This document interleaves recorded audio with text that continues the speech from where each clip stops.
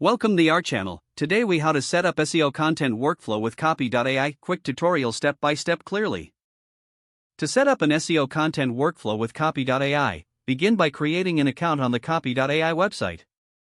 Once logged in, navigate to the dashboard. Select the templates option from the sidebar. Choose the SEO blog post template to start your workflow. In the provided fields, enter your target keyword or topic. Specify the tone of voice you'd like to use for your content.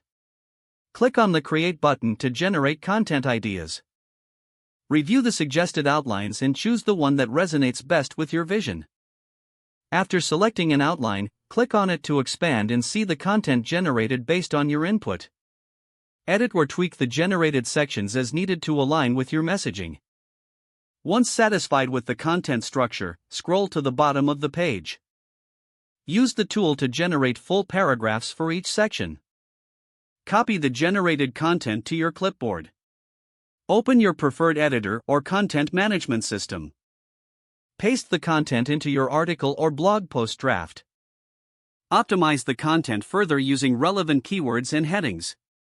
Utilize Copy.ai's plagiarism checker if available to ensure originality. After finalizing your article, make sure to proofread for any grammatical errors. Finally, publish your article and monitor its performance in search engines. Experiment with different templates and features to refine your SEO content workflow over time. If the page does not load, refresh the browser or try again in a private or incognito window. Make sure you are using the correct email address, then retype it carefully to avoid small typos. If your password is not accepted, use the reset option and create a new strong password you can remember. Check your spam folder for verification or security emails, then complete any requested confirmation steps. Enable two-factor authentication if available to improve account security and reduce unauthorized access risk. After signing in, review your profile details so your contact information and settings are accurate and current.